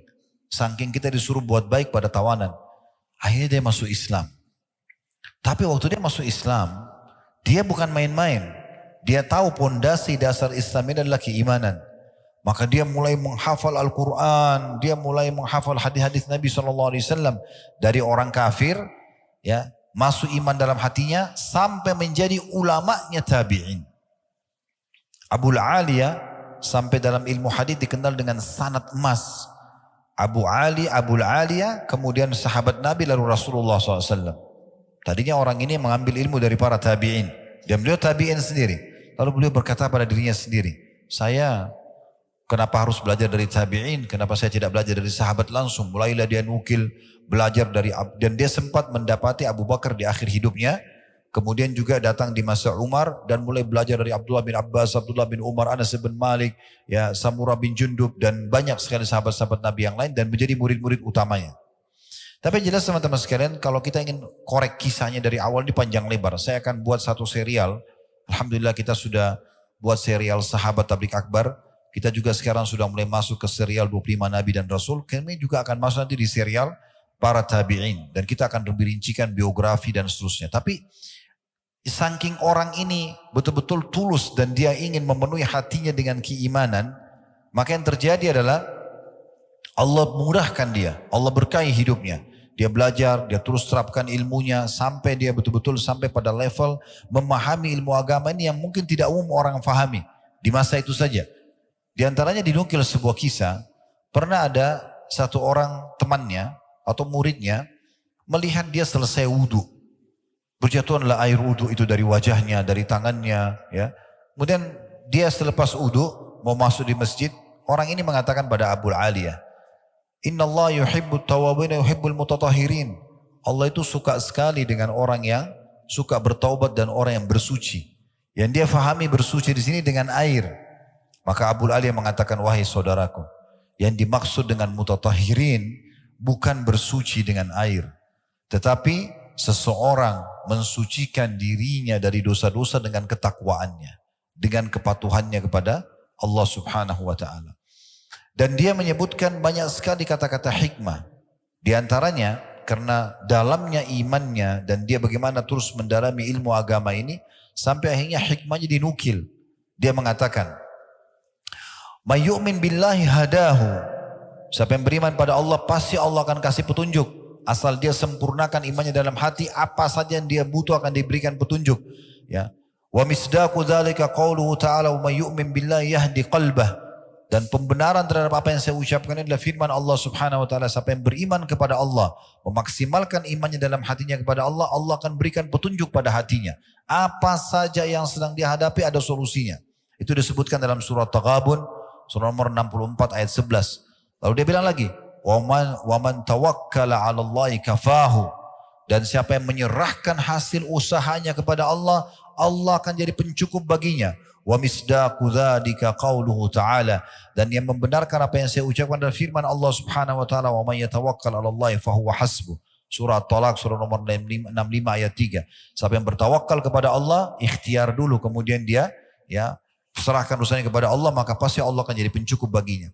Wa man aqradahu jazah, dan siapa yang meminjamkan di jalan Allah, bersedekah di jalan Allah, maka Allah pasti akan balas dia. Wa misdaqu dzalika qauluhu ta'ala, dan itu pembenarannya adalah firman Allah Subhanahu wa taala, man dalladzi yuqridullaha qardan hasanan fayudha'ifahu lahu adha'afan katsira. Surah Al-Baqarah surah nomor 2 ayat 245. Dan siapa yang meminjamkan untuk Allah dengan pinjaman yang baik, maka Allah akan lipat gandakan dengan kelipatan-kelipatan yang banyak. Satu waktu dia masuk dalam majlisnya Abdullah bin Abbas radhiyallahu anhuma. Waktu itu Abdullah bin Abbas menjadi gubernur, atau kalau kita sekarang wali kota mungkin di kota Basra. Kemudian di situ ada tokoh-tokoh Quraisy yang duduk. Ini tokoh kita Abu Aliyah ini mantan budak. Orang Persia ditawan oleh muslimin jadi budak, lalu diperjualbelikan di pasar sampai akhirnya dibebaskan oleh seorang majikannya wanita. Ada kisahnya panjang sesuanya, ya, di bagaimana dia dibebaskan, wanita itu ikut di sholat muslimin, saya bebaskan Abu Aliyah karena Allah SWT agar dia mengajar umat Islam agama gitu ya. Yang jelas karena dia ilmunya sangat luas, imannya sangat dalam, isi hidupnya semua nasihat yang baik, manfaat kepada umat Islam. Dia masuk di medan perang, dia berperang sampai dicintai oleh para sahabat, di antaranya Abdullah bin Abbas. Satu waktu datang dalam majelisnya Abdullah bin Abbas radhiyallahu anhuma. Kemudian dia dimuliakan, diajak duduk ya di majelisnya atau di singgasananya Abdullah bin Abbas. Lalu orang-orang Quraisy yang ada di situ saling saling mencibir, bukan mencibir sebenarnya, saling orang yang bermain mata, gams ya, orang bermain mata gitu. Abdullah bin Abbas tangkap itu, sekarang kok bisa sih mantan budak Abdullah bin Abbas malah muliakan kita ini orang-orang Quraisy, tidak seperti itu. Tapi ini bukan sahabat-sahabat Nabi ya, ini orang-orang yang galangan tabi'in yang hidup pada masa itu. Maka Abdullah bin Abbas tangkap itu. Lalu beliau memberikan pelajaran kepada mereka semua, bagaimana Allah Azza wa Jal memuliakan orang justru karena keimanannya dan ilmunya. Maka Abdullah bin Abbas mengatakan, innal ilma yazidu ahlil ilmi syarafa. Ketahuilah, ilmu itu benar-benar menambah kemuliaan bagi seseorang. Dari belajar agama sampai betul-betul bisa mendatangkan keimanan yang sempurna, itu akan menambah kemuliaan. Wa yarfa'u qadra ahlihi bainan nas, dan akan memuliakan kedudukan orang yang mempunyai ilmu dan iman itu di tengah-tengah manusia. Wa yujlisul mamalik alal asirra, dan akan mendudukkan para mantan-mantan budak atau budak pun di singa-singasananya para raja-raja. Jadi kita bisa lihat teman-teman sekalian bagaimana orang kalau bertakwa kepada Allah SWT. Kita sudah datangkan contoh dari masalah ibadah, dari masalah jihad, dari masalah ilmu. Bagaimana betul-betul orang kalau punya iman itu Allah bukakan pintu-pintu keberkahan. Dimuliakan di tengah-tengah masyarakat. Kemudian teman-teman sekalian, kita juga mungkin perlu fahami baik-baik tentang masalah apa yang kita bahas ini. Pastikan teman-teman sekalian, kalau kita bertakwa kepada Allah Subhanahu wa taala, kita menjaga hubungan kita sama Allah, menjaga keimanan kita, tidak akan pernah sama keadaan kita dengan orang-orang yang berbuat maksiat. Kenapa saya datangkan poin ini? Karena pernah ada yang mengatakan begitu.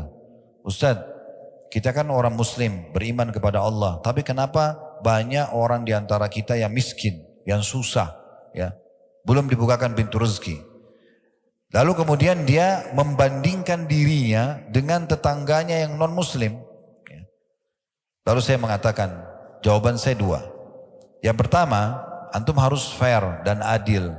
Kalau mau membandingkan antara seorang muslim sama seorang kafir, pertemukan kalau sama jenjangnya. Misalnya muslim yang kaya sama kafir yang kaya. Nah baru bisa adil tuh.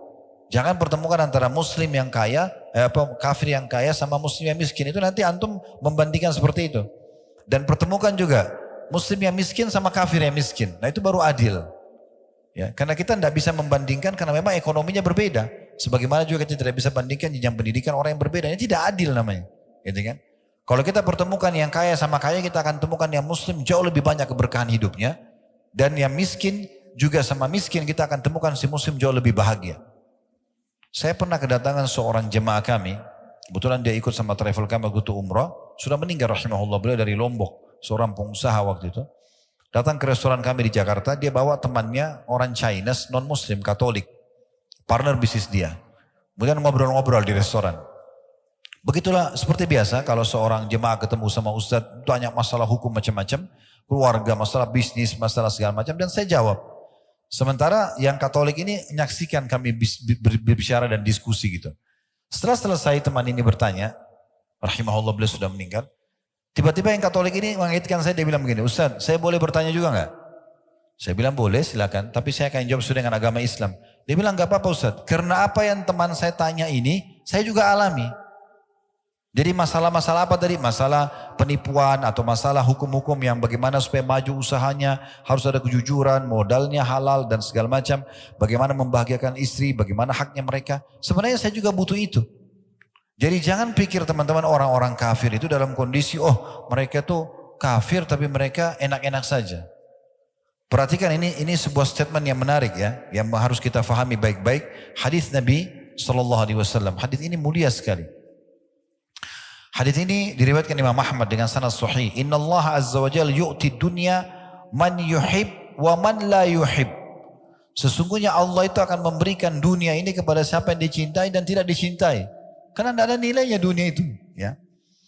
Kemudian dikatakan wala yu'tid din illa liman ahab. Dalam riwayat lain wala yu'til imana illa liman ahab. Dan dia tidak akan memberikan agama atau iman kecuali kepada siapa yang dicintai. Wa man a'tahu Allahu din faqad ahabbah. Dan siapa yang Allah berikan padanya agama Islam ini, maka tentu Allah sudah mencintainya. Jadi jangan sampai salah nih. Ini jawaban yang pertama, gitu kan? Jawaban yang kedua berhubungan dengan masalah ini. Ada hadis Nabi SAW, kalau engkau melihat seseorang sedang melakukan kemaksiatan dan melimpah padanya nikmat Allah, ketahuilah itu adalah istidraj, tahapan siksaan. Ingat teman-teman sekalian, semua umat-umat sebelum kita yang Allah binasakan, kaum Lut, kaum Ad, kaumnya Nabi Hud, kaum Samud, kaumnya Nabi Saleh, ya, kaumnya Nabi Shu'aib, kaum-kaum yang Allah binasakan. Kalau antum baca histori mereka, beberapa hari sebelum mereka meninggal, dihukum oleh Allah, justru nikmat Allah melimpah pada mereka. Badannya makin sehat, mereka makin bahagia. Lihat itu orang yang mabuk-mabuk, orang yang berzina, ke diskotik, ngakak-ngakak, tawa-ketawa, bahagia, seakan-akan begitu. Tapi sebenarnya kalau kita kembali kepada sejarah manusia yang Allah hukum, dan itu tidak akan berubah sistem Allah itu. Walan tajida li sunnatillahi tabdila. Kalian tidak akan temukan perubahan dalam peraturan yang Allah tetapkan gitu ya. Itu ternyata tahapan siksaan. Karena Allah pada saat membuat mereka lalai begitu, lalu Allah hukum mereka sekonyong-konyong, langsung tiba-tiba dihukum dan mereka tidak bisa menghindar. Makanya begitu datang siksaan kepada kaum Ad, kaum Samud, mereka tidak bisa melarikan diri. Karena mereka lagi dalam kondisi lalai. Di saat itulah Allah hukum mereka. Jadi jangan antum membandingkan kondisi dan menilai dengan kasat mata saja. Harus dengan ilmu yang benar supaya faham masalah ini. Ya. Dan ingat juga bagaimana kalau seseorang di antara kita tersibukkan dengan amal saleh, itu jauh lebih mahal dari semua harta dunia. Sebagaimana disebutkan dalam sebuah hadis riwayat Ahmad dan juga Al-Hakim, dan Al-Hakim mensahihkannya, kata Nabi SAW, "Idza aradallahu bi'abdin khaira." Kalau Allah ingin kebaikan pada seorang hamba, ista'malahu qabla mauti. Allah akan menggunakan dia sebelum dia meninggal. Fasa'ala rajulu minal qaum masti'malah. Lalu seorang dari kaum yang ada di situ menanyakan pada Nabi SAW, bagaimana Allah menggunakannya? Qala sallallahu alaihi wasallam, yahdihillahu tabaraka wa ta'ala ila al-amali salih qabla mauti thumma yakbiduhu alaih. Allah akan berikan dia petunjuk untuk mengerjakan amal saleh, kemudian Allah mewafatkan dia di atas keadaan itu. Jadi orang-orang kafir ditutup dalam kondisi lalai sehingga lebih berat hukuman bagi dia. Orang-orang beriman ditutup dengan amal-amal saleh. Sebagian salaf mengatakan, laisa sya'nu an tuhib. Tidak penting sebenarnya bagaimana kau mencintai. Walakin sya'an an tuhab. Tapi yang penting adalah kau dicintai. Ai laisa an tadhun annaka tuhibbullah. Maksudnya bukan poin adalah kau mengira dirimu kau mencintai Allah. Walakin sya'an al-azim an yuhibbaqallah. Tapi yang benar adalah bagaimana Allah mencintaimu. Ya Allah la yuhibbu illa man istahaqqa dzalikal hubb. Karena Allah tidak akan mencintai kecuali orang yang pantas untuk menerima cinta tersebut. Teman-teman sekalian, saya akan tutup dengan perkataan yang atau beberapa dalil ini kita sebagai bahan renungan ya. Bahwasanya orang kalau terus saja mengejar ibadah kepada Allah Subhanahu wa taala, mendekatkan diri kepada Allah Subhanahu wa taala, ini sebuah kedudukan besar sekali. Riwayat Bukhari menyebutkan, saya langsung terjemahkan saja, bagaimana Nabi SAW mengatakan kalau Allah mencintai seorang hamba, maka Allah akan berkata kepada Jibril, sungguhnya aku mencintai fulan, maka cintailah dia. Akhirnya Jibril pun mencintai dan menyeru di langit dan di bumi, kalau Allah mencintai fulan maka cintailah dia. Lalu Allah pun membuat orang-orang mencintainya. Tentu ada yang membencinya kalau orang-orang itu kafir atau orang munafik sebagaimana Nabi SAW. Tapi umumnya orang akan menyukai dia. Kemudian kalau Allah membenci seorang hamba, Allah akan panggil Jibril. Lalu mengatakan, hai Jibril, aku benci fulan, bencilah. Maka Jibril membencinya. Kemudian Jibril menyeru di langit dan di bumi, kalau Allah membenci si fulan maka bencilah. Lalu dibencilah orang tersebut. Ini luar biasa. Kemudian riwayat yang lain adalah riwayat Abu Bakar radhiyallahu anhu. Abu Bakar pernah melihat Handalah. Handalah ini sahabat yang mulia dan juga tentu mati syahid beliau ya. Jenazahnya waktu ditemukan di perang Uhud. Ya, Nabi SAW lihat jenazahnya yang terkenal dengan Ghasilul Malaikah ya. Karena beliau menikah hari Jumat. Ya, kemudian terjadi interaksi biologis dengan pasangannya selepas subuh hari Sabtu. Itu dikumandangkan atau dipanggil perang jihad, perang Uhud. Maka dia keluar sebelum dia mandi junub. Kemudian dia pergi berperang sampai mati syahid. Nah, pada saat Nabi SAW mengumpulkan jenazah-jenazah. Ya, lalu kemudian melihat jenazah Handalah, beliau mengalihkan pandangan matanya. Lalu kata para sahabat, ya Rasulullah, ada apa dengan Handalah? Terjadi sesuatu yang buruk pada beliau? Kata Nabi SAW, tidak. Aku diperlihatkan oleh Allah Subhanahu wa taala istrinya dari bidadari surga datang menjemputnya. Dan dalam riwayat lain ada malaikat datang memandikan junub dia. Maka dapat julukan Ghasilul Malaika atau yang dimandikan oleh para malaikat. Nah, Handalah ini pernah datang di majelis Nabi. Dia dengarkan tentang kematian, tentang surga dan neraka, siksa kubur. Dia nangis terisak-isak sambil pulang dari masjid menuju ke rumahnya. Lewat di depan Abu Bakar. Lalu Abu Bakar tanya, Handalah, ada apa dengan kau? Dia bilang, saya datang dari majelis Nabi. Nabi ingatkan tentang surga, neraka, kematian, kubur. Saya tersentuh dan saya takut. Lalu kata Abu Bakar, inna lanulki mithla hadha. Sungguhnya kami betul-betul juga merasakan ini. Ya. Maka fantolak tu ana wa Abu Bakar. Maka Hanzalah mengatakan saya pun beranjak dengan Abu Bakar menuju ke Nabi SAW. Hatta dakhalna ala Rasulillah SAW. Sampai kami menemui Rasulullah SAW. Qultu nafaka Hanzalah ya Rasulullah. Wahai Rasulullah, Hanzalah sudah jadi munafik. Ya. Maka Nabi SAW mengatakan, wa mazak, apa sebabnya kau mengatakan itu? Qultu ya Rasulullah, nakunu indaka tuzakkiruna bin nari wal jannah hatta ka'anna ra'yal ain. Kami duduk di sisi Anda ingatkan kami tentang surga neraka sampai kami seakan-akan melihat surga neraka dengan mata kepala kami. Fa idza kharajna min indika, kalau kami sudah keluar dari sisi Anda, kemudian kami mulailah ya, jalasna al-azwaj wal aulad ya. Kami sudah mulai kumpul dengan istri dan anak-anak dan juga harta-harta kami ya. Nasina katsira, kami mulai lupa.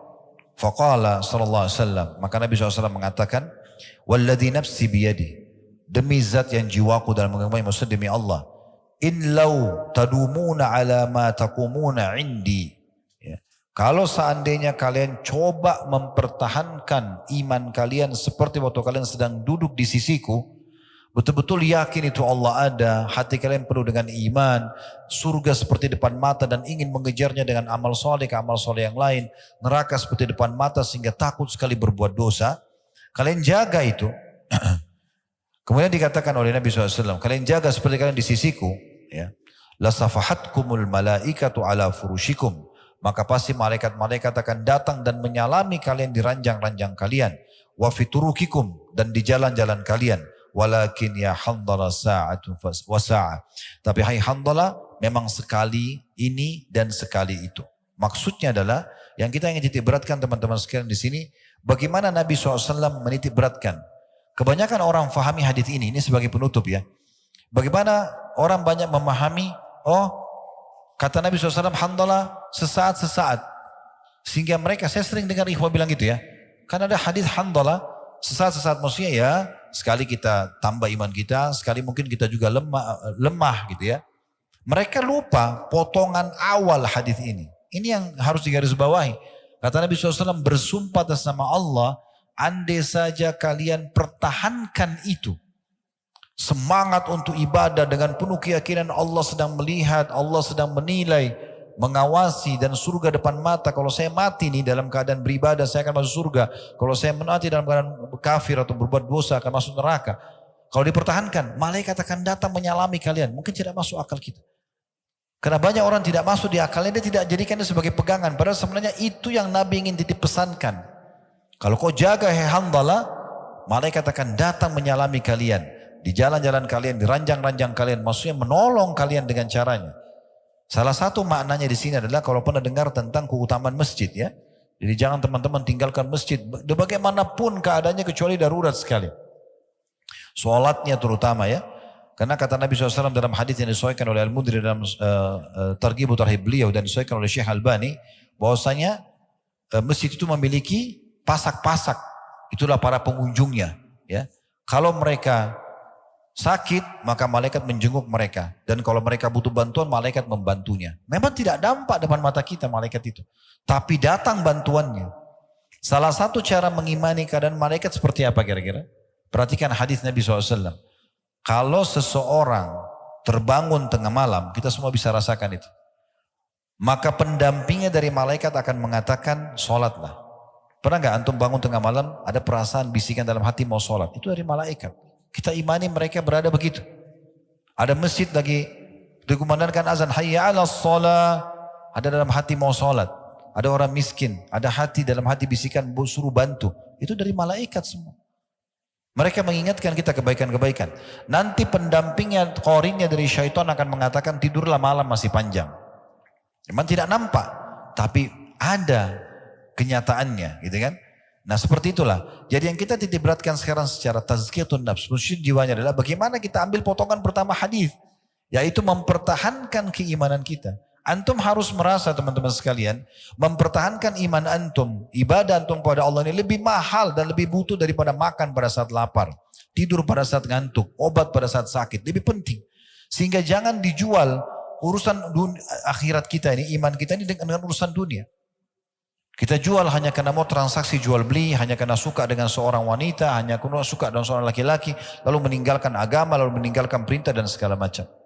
Jangan seperti itu, ya. Itu yang kita maksudkan. Allahu a'lam. Semoga Allah SWT membuat kita selalu istiqomah, bisa menjaga keimanan kita, dan Allah terus membuat kita ya menyempurnakan iman kita ini sampai kita bertemu dengan Allah dalam kondisi kita mendapatkan maksimal apa yang telah Allah janjikan kepada kita semua. Allahumma amin.